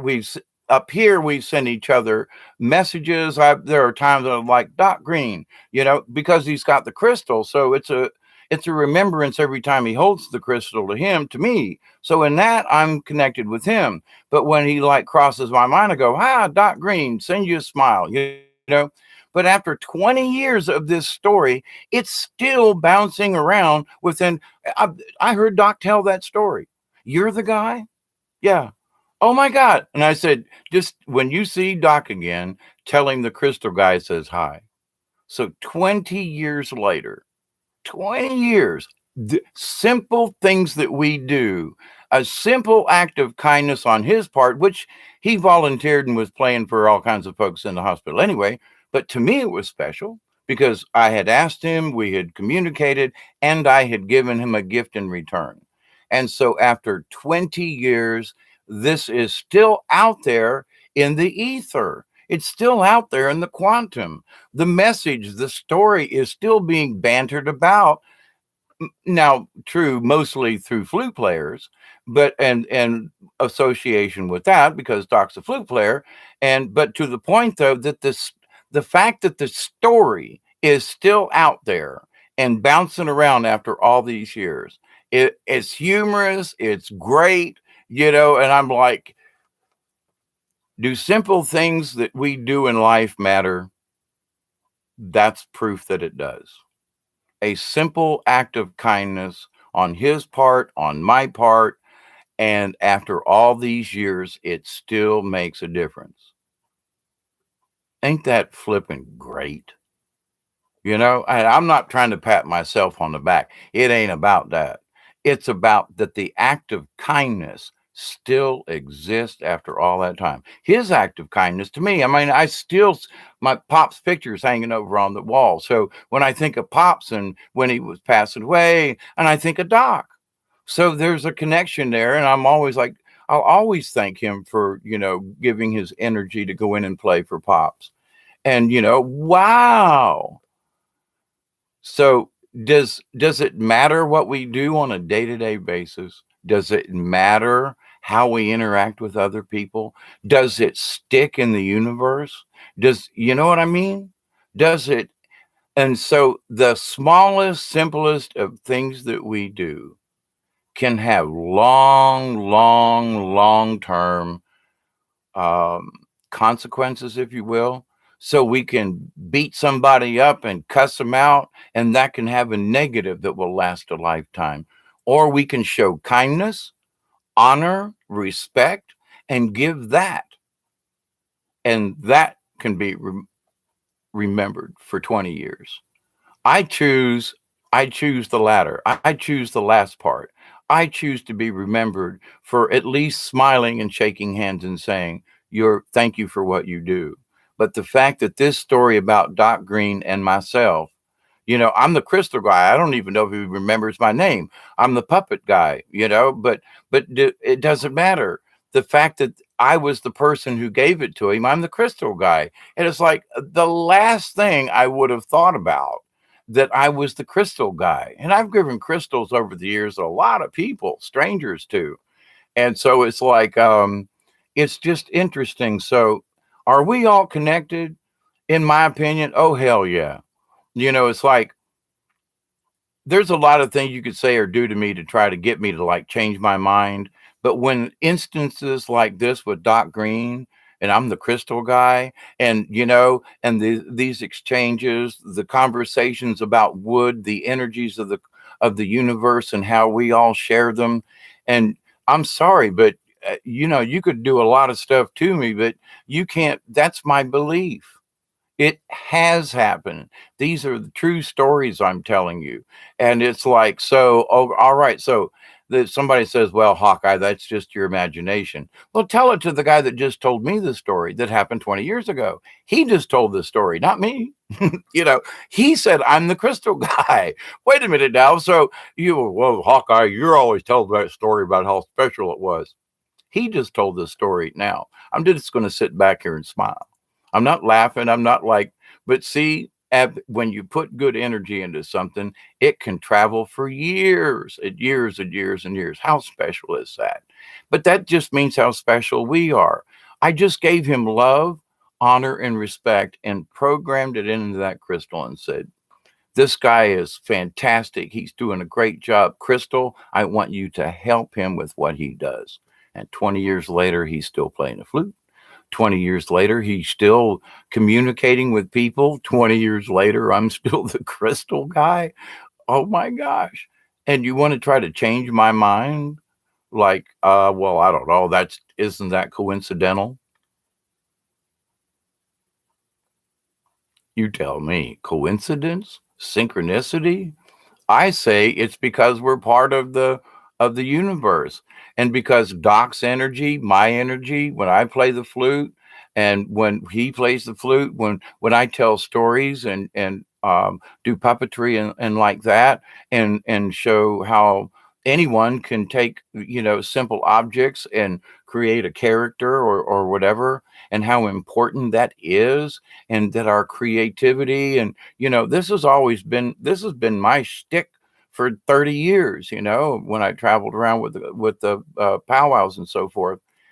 And so it's like, so the fact that the energy still exists out there among, even though it's just certain people, it's that the energy has always remained in the quantum. So Doc Green's down in Florida, I'm up here, but we know people and have met other people in this life's journey, and they know this story as well. So in their lifetimes, now this guy Dan, he's the only one I remember his name over the weekend, which is sad, but it's because my brother's name is Dan. But anyway, but Dan was like, I'll tell him he'd be great to know that you're still around, kind of thing. And it was like, it's not about how great I am or what I did was so great. It was the synchronicity of it. But the fact that it's still in the universe, the story's still there. I'm still trying to like, just how flipping great is that? Now, here's the thing: it's one person, but my story, his story, became our story. Our story has touched other people. So even though that's me and him and me, and our story, that story of us and that incident is still in the universe and still being shared. Wow. Wow. What more? I mean, literally, I could die a happy man, because it's like, the legacy of of a person, and whether or not they remember David, no, but I'm the crystal guy. You know, you you are remembered through your deeds. The memory of lives on, but as soon as people quit talking about you or speaking about you or remembering you, then you die, as far as this. So I never thought this kind of thing would happen, seriously, but after all this time and to be able to witness and it was a story of me with someone else, and the fact that it's still out there and existing. Wow, wow, wow, wow. I knew at the time what I was doing was significant in giving him the crystal, but I felt it was significant simply for him, not that this story would be started and that 20 years later it's still out there.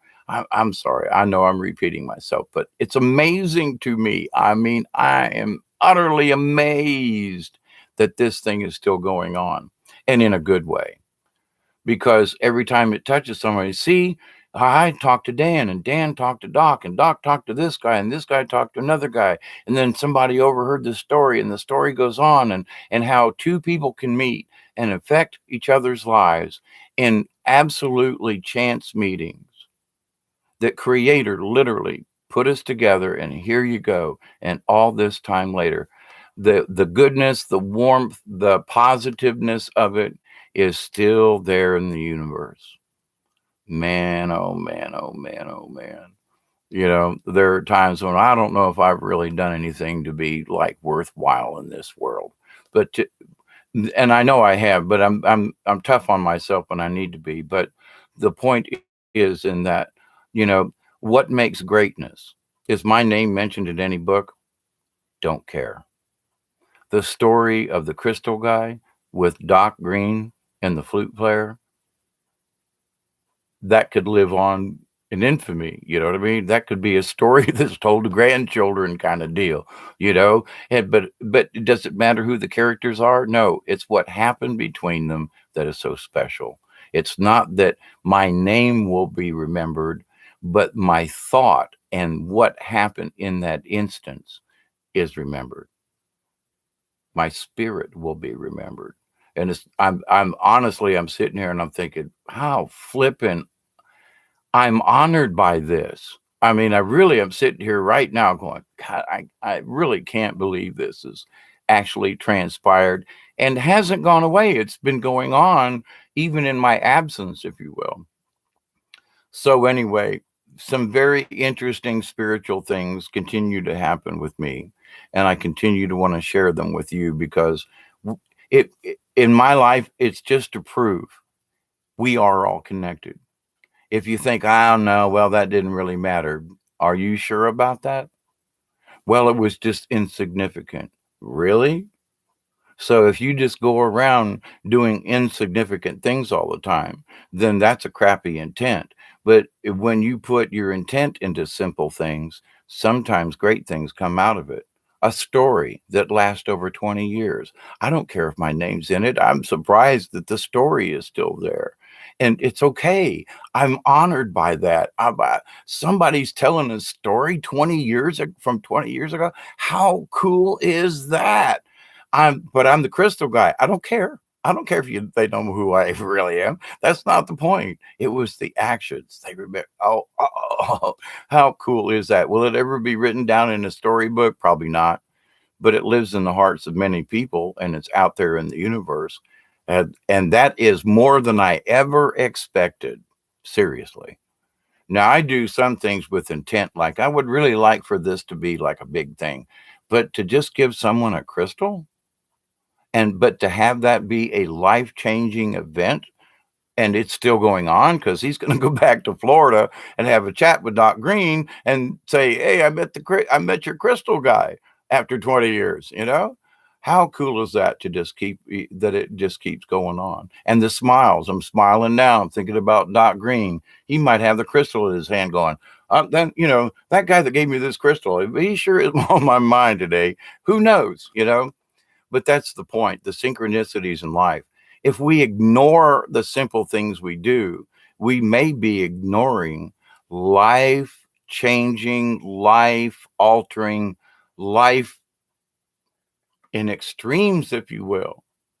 So remember, it may be just a simple thing to you, but it may be a cosmic change to someone else. That's why I keep doing this. Pamela, I know I thank you in whatever I could help you with, or anyone else in conversations or something. I feel blessed that you're out there. I honestly do. The people I've met this weekend, I'm so blessed that I could be around them and that they shared stories with me and they shared their energy and their trust. Here, take this piece of jewelry and bring it back when you get ready. What? I have family members that wouldn't have done that. But to the point though, was it me? Part of it has to be me. Is my light internally shining differently than it did before? I have to say yes. Is my countenance, is my aura different? It has to be, because when I was out and about with people before, I was in all kinds of pharmaceuticals and medicines and things. My head was whacked out, and I'm sure my aura looked like crap. So, but did the staff act as an antenna for this weekend? I noticed other people talking with other people, but they weren't necessarily stopping other people and having conversations like it seemed like they were doing with me. I'm not anything special. I was a bystander, just came to watch, participate a little bit. Didn't even think anybody noticed me, and here all of this stuff happened. Wow. I just went to be a quiet bystander and do a little dance on my own in ceremony, share with like minded people. Blessings abound every chance, especially when our intent is right. So I love you all. I do. I said I was going to go 20 minutes ago, and then I broke out into another story. But to the point about the thing with Doc, the staff, all of these things are related in this energy, in this communication, and so it's like, well, does it really exist? Well, it must exist, because this little story of me being the crystal guy is still out there, you know And it's not about me being the special. It's that when we do things with the right intent, it sticks in the universe. When we do crappy things, well, they might stick too, and we're hated forever. I choose, listen, I'm not looking to be on any pedestal, not. But if you can remember me and I made you smile, laugh, giggle, pee your pants, I don't care. If you remember something that I lightened up your day or gave you something, that's all I want. And I don't, it's not, that's not really necessary either. But it's like if you're going to remember me, then remember because I made you smile or made you think differently, and I don't want anybody like, oh, Hawkeye, oh, nah, none of that. I want you to, remember me when I pass and say, that was one crazy sumbitch. He was one crazy sumbitch. He was lighthearted, fun. He had some crazy sides, but, that's all. And the fact that you would remember me, that's like it. That's the big deal. So anyway, I've gotten more awards and accolades without words this last weekend. Without words. And what I mean by accolades, recognition, one person smiling at me and me smiling back, a whole universe exchanged. Unbelievable. It does exist. It exists between us. If I had any doubts, which I didn't, I'm really sure that, oh my God, it's even stronger in some people than in others. Doesn't mean we're better. It's just stronger. Do we recognize it in other people? Maybe. Now I can recognize evil just as good too. And, I'll go this way out of the way. But when we try to stay in tune, when we allow ourselves to be awake to it, who knows? I continue to have faith, though, that we're going to beat this. Now, here's the thing. I'll wrap it up in a prayer. Regardless of what you and I do on this planet, Mother Earth is going to evolve herself. Regardless of what happens to us. If we die, get thrown off into space, the planet busts in half. It doesn't matter. Mother Earth is still going to be here after we're gone. At least this generation. Now, is it going to wipe out all of humanity? Who knows? But the thing is, what's more important is not whether or not we're going to survive. Mother Earth's going to be here one way or the other. It's whether or not we choose to be a part of it, regardless of the changes. We need to change along with it, But when you realize Creator still has things on this planet that people can eat, there are medicines, there are medicinals. I drove down the road on our drive going, oh, there's a medicinal. There's curly-headed dock. Oh, that's some such and such. Oh, that's that. Driving down the road at 50 miles an hour, I could see medicinal plants on the side of the road in the swamp. So it's like, but does anybody know that they exist? Do you know they're there? Do you know how to use them? No, because all that knowledge is lost. It's not gone, but it's been lost to many people. In the old days, everybody knew that was fever pitch and that was tansy and that was that and that this was good for rheumatism and that was good for that. I mean, blackberry leaves, young tender leaves, even in the middle of the wintertime, you got an upset stomach and there's nothing around, some diarrhea, just chew a little piece of a leaf or so. Yeah, it's a little bitter, but whatever it is, when I was out doing something and I couldn't have access to anything, a little bit of blackberry leaf, boom, settled me right up, helped me when nothing else would, or I didn't have access to anything. So actions from 20 years ago, still people making people smile. I know, it's just craziness. Hawkeye, you look so rosy cheeked and energized. The magic bandana. Yeah. And I've been in the sun too for the last 2 days. Yeah, Pamela, no such thing as coincidence. And they are absolutely beautiful spiritual happenings. Like Ravenwolf guiding humanity across the Rainbow Bridge through the Lion's Gate at the last minute. Most will never know how important that event was. And like you, she's completely humble. It certainly exists. The humbleness is that I'm so glad that I'm allowed to do it. I can do it. I observe it or whatever. And I'm still humbled in that I'm allowed to speak about it. It's up to you to discern whether or not, you know. But in my heart, I gotta be humble because otherwise it's not going to happen like this. It's a, you know, but could I go the other way? Absolutely not. The fact that I was able to just walk with this walking stick, with this walking staff, and just people come up to me and start a conversation. That part to me is amazing because in a way I foresaw this in a dream, and how it happened over the weekend is different but similar.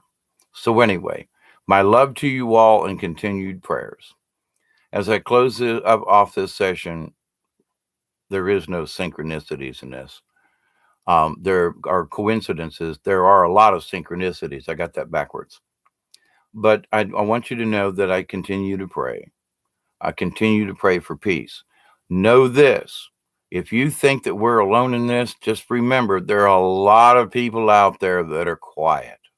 They're not on the internet. They just it's just not a part of who they are.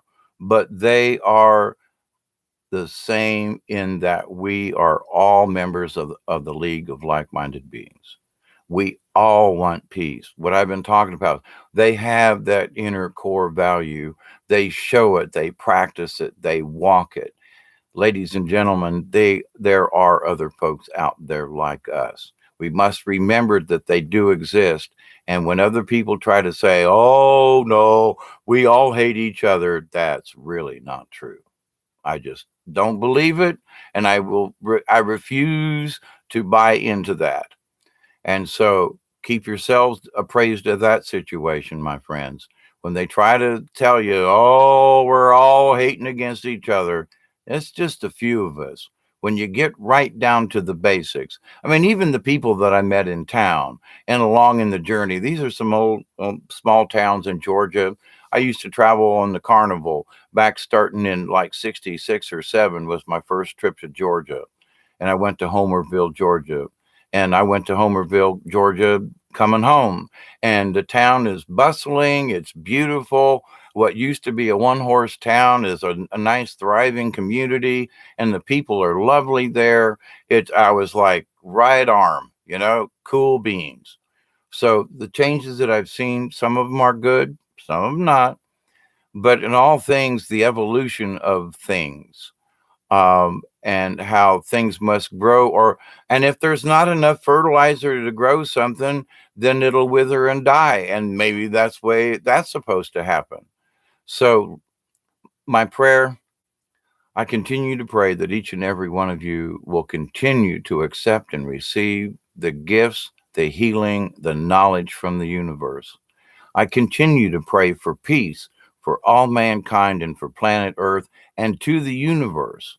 I continue to pray that each and every one will accept and receive these wonderful gifts, and that you, your family, your friends, all of your relatives, and all of your relations will learn to accept and receive the blessings that are always there in the universe.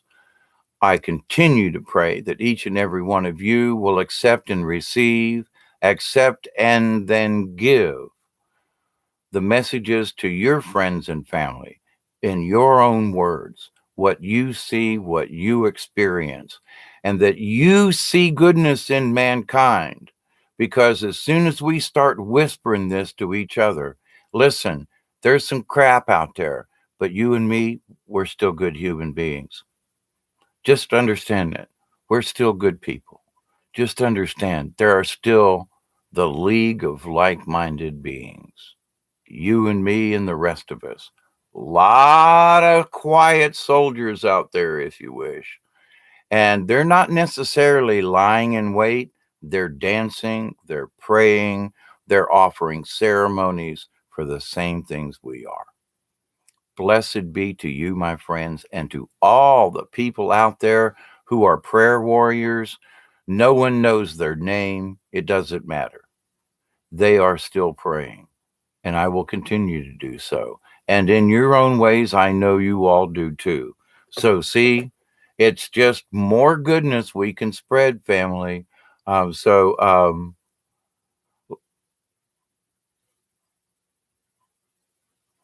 Terry came back. Hello again. Yes, Great Spirit. I pray that we will be wise in our choosing our path to a better place. We do get together. Absolutely, Cherry. Melanie, Pamela, uh, Cindy, all of you, Lori. I didn't notice Lori was on. I missed her. But anyway, you know me. Deborah Tucker, Etheric Essentials, Breaking Dawn. I know you were up here somewhere. So thank you all. Thank you all. Thank you all. I do. And I know you understand, but I got to repeat it again.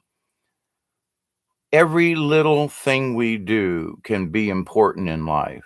And if we just slough it off as just nothing, then it becomes nothing. But when we put a good intent with something, a smile, a hello, some person's having a bad day, and just smile at them genuinely. I hope you have a better day. I hope your day will turn around. I hope that just a smile can change everything. But if you don't believe that it does, well, then you're just going to go around and not. But every single thing we do, especially with positive intent, has positive results, whether we see them now or 20 years later with a story about the crystal guy, you know? So thank you, thank you, thank you, thank you. Cosmic Hugs from South Georgia. I'll be back to talk about some other stuff at a later time. I'm just getting back to the house. I still got camping gear all over my front room, but it was a wonderful journey. And I thank all the people whose names I don't know, whose names I never even heard, but much like you all, in that we are all members of the League of Like-Minded Beings. There's a bunch of us out there, folk. There really are. We're kind of quiet and yes, you're absolutely welcome, Cherry. And so, blessings until next time. Be safe, be kind. Remember, kicking a dog can get you bit. So, anyway, remember, if you kick a dog, you could get bit. Just saying. Sometimes we go around kicking the dog when we don't know what we're doing, and then we get bit with energies from other sides. We go, I don't know why I deserved that. Maybe you kicked the dog. Anyway, think about that one. It's a simple little saying, but there's a lot to it. And it could be that you may say something on a YouTube or a comment or something, that you might kick the dog, you know. And the dog could be the deep state, the dog could be whatever you might want to interpret the dog to be. But remember, if you kick the dog, you could get bit. Chances are you increase your likelihood. So if you talk nice to the dog, hi, Bob. I love you. And here's coffee. Pamela, to all of you, thank you, thank you, thank you. Blessings. I've always felt grateful to be a part of this universe, but interacting with you folks and the folks I just came back from, it just makes the universe even more amazing. I already knew it was, but it just yay team. That's what I want to say. So bye for now. And until next time, it's TTFN. Tiny tea fruit. Yep. Go with that. Ta ta for now, my friends. Much love and hugs. Hawkeye out.